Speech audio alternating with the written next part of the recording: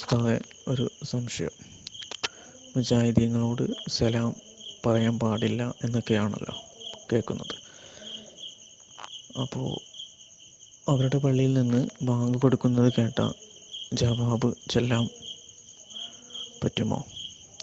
അതുപോലെ ചില സന്ദർഭങ്ങളിൽ നിർബന്ധമായ സമയങ്ങളിൽ ചിലപ്പോൾ അവരുടെ പള്ളിയിലേക്ക് നമുക്ക് പോവേണ്ട അവസ്ഥ വന്നാൽ ഇമാമ് നിന്ന് അവരുടെ കൂടെ ജമാഅത്തായിട്ട് കൂടാൻ പറ്റുമോ? ആ നിസ്കാരം ശരിയാകുമോ? മുജാഹിദീങ്ങളെ പള്ളിയിൽ പോകാൻ പറ്റുമോ, അവരുടെ ജമാഅത്തിൽ പങ്കെടുക്കാൻ പറ്റുമോ എന്നൊക്കെയാണ് ഒരു മാന്യ സഹോദരന്റെ ചോദ്യം. ബിദഈ വിശ്വാസമുള്ളവർ ആരായാലും, വഹാബി ആയാലും ജമാഅത്തായാലും സലഫി ആയാലും പേരെന്തായാലും,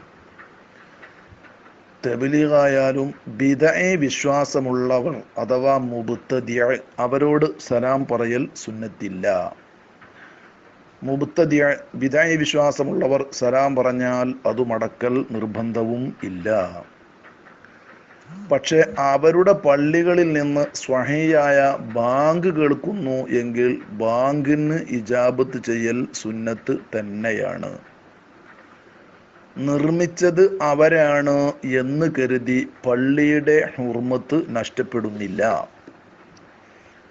പക്കാ കാഫിറായ വ്യക്തി അവൻ്റെ ഉടമസ്ഥതയിലുള്ള ഒരു സ്ഥലം മുസ്ലിം പള്ളിയായി മുസ്ലിമീങ്ങൾക്ക് ഇബാദത്തിന് ആരാധനക്ക് ഞാൻ വഖഫ് ചെയ്യുന്നു എന്ന് പറഞ്ഞാൽ വരെ പള്ളിയാകും എന്ന് നമ്മുടെ ശാഫിഈ ഫുഖഹാക്കൾ രേഖപ്പെടുത്തുന്നുണ്ട്.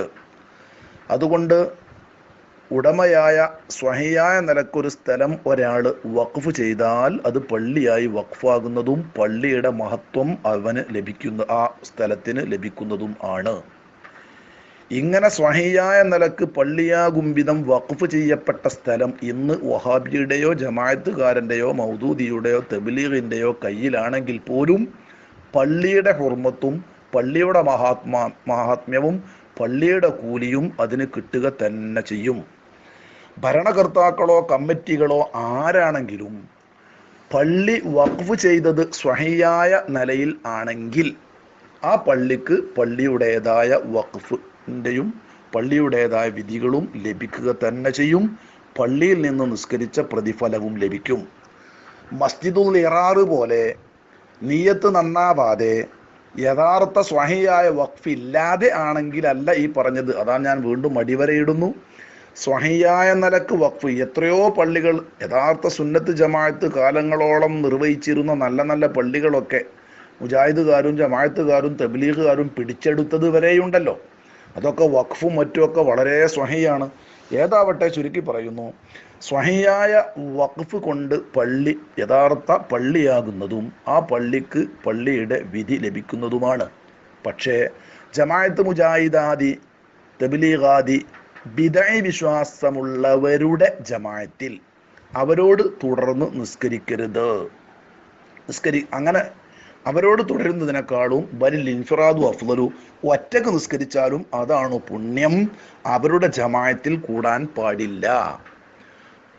മാത്രമല്ല, നമ്മുടെ നിസ്കാരത്തിൻ്റെ, നമ്മൾ ഷാഫി മദ്ഹബിലാണ് സംസാരിക്കുന്നത്, ഷാഫി മദ്ഹബ് നിയമപ്രകാരമുള്ള ഷർത്തുകളോ ഫർദുകളോ ഒന്നും ഷർത്തും ഫർദും അല്ലാത്തവരാണ് ഇന്നുള്ള അധിക ബിദഈ വിശ്വാസികളും. അതുകൊണ്ട് തന്നെ ഷർത്തുകളും ഫർദുകളും ഒന്നും പാലിക്കാത്ത നിസ്കാരമാകാം അവരുടെ നിസ്കാരം. അങ്ങനെ അവരതൊന്നും പാലിച്ചിട്ടില്ല എന്നുണ്ടെങ്കിൽ ആ നിസ്കാരം സഹീഹുമല്ല. അപ്പം ആ ജമാഅത്ത് ശരിയാകുന്നതും അല്ല.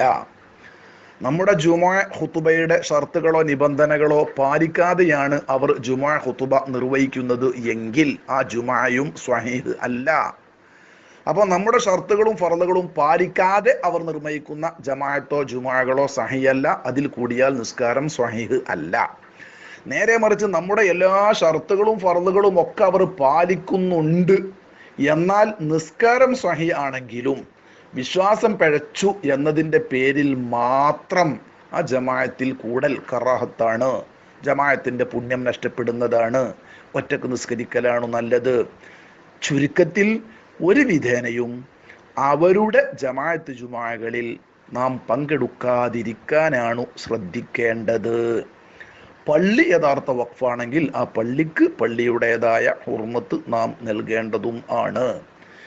ബാങ്ക് കേൾക്കുന്നത് അവരുടെ പള്ളിയിലാണെങ്കിലും സ്വഹിയായ ബാങ്കാണെങ്കിൽ ആ ബാങ്കിന് ഇജാബത്ത് കൊടുക്കലും ഉത്തരം കൊടുക്കലും ഒക്കെ നമുക്കും വളരെയേറെ ശ്രേഷ്ഠതയുള്ള സുന്നത്തു തന്നെയാകുന്നു.